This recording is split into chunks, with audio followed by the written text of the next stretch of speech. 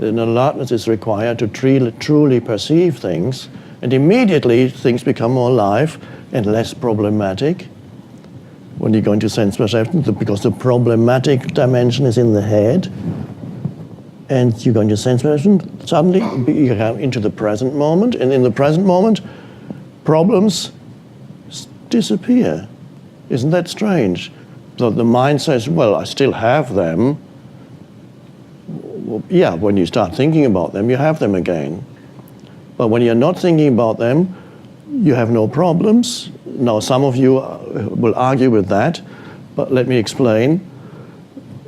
You have situations in your life that can be challenging, and you have to deal with these situations.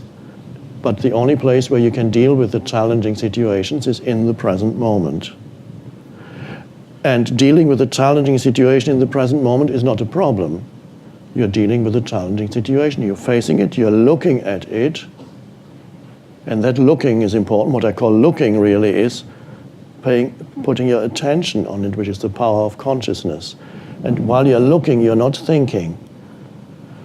Every person who has achieved mastery in any field knows what I mean by looking, because there's that absolute presence, and then that person does what he or she does.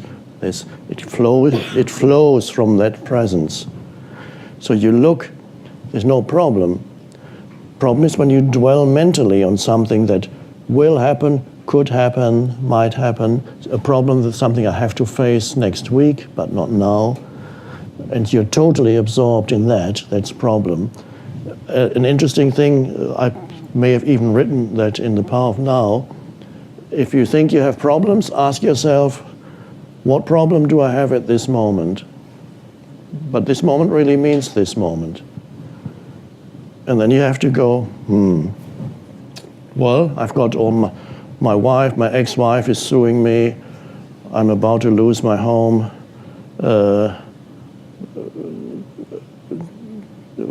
Person close to me is ill. I might lose my job. I have to look for a new job. Okay, what problem do you have at this moment?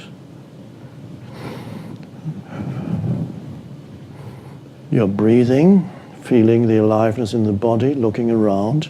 Well, at this moment, I don't actually have a problem.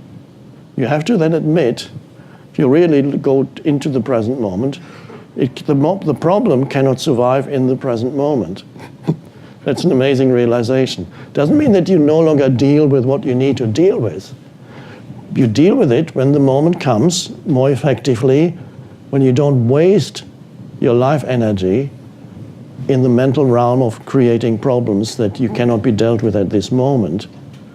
And if you wake up in the middle of the night thinking about your problems and what you can do about them, it's extremely unlikely that you find any solution by worrying at 4 o'clock in the morning about it.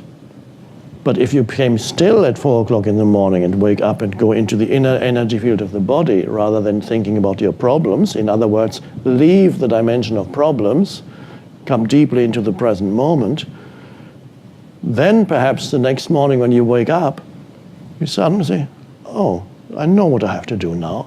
I know how I can deal with it now. And the right course of action happens because you've gone there, but not through the problem-making faculty in the human mind.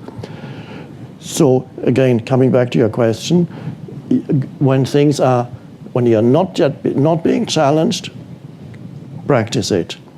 And then when you are being challenged by little things that goes wrong, so to speak, in daily life, tends to happen, you might have noticed. Things don't always go according to your expectations. Sometimes you miss the bus, or something, you miss the plane, or something else goes wrong. It tends to happen actually quite a lot. It seems to be part of life. That's, by the way, it's the reason why people go to see movies. Because the substructure of every movie that you see, we could call it applies to virtually every movie you see. If you can examine any movie you see, what actually happens in the movie? In fact, I can describe every movie to you in 3 words. Something goes wrong. because there wouldn't be a movie otherwise. Nothing would happen. Nobody would evolve. Everything would be dead. But in your own life, you complain. So you see movies to see something go wrong, but when it happens in your own life, you complain. And not you personally, you've transcended it perhaps already. But so the strange thing is, things are not meant not to go wrong. Going wrong is part of the totality of how life experiences itself. If things didn't go wrong, it would be very uninteresting and nobody would evolve, because people only evolve through the challenges that they encounter.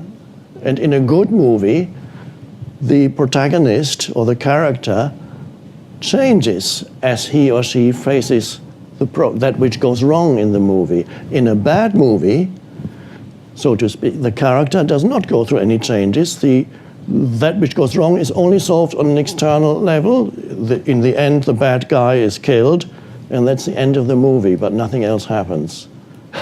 So something going wrong is part of how life experiences itself, and again, you can then bring awareness to that, so that you don't always fall into reactivity when something goes wrong, but you immediately align with it.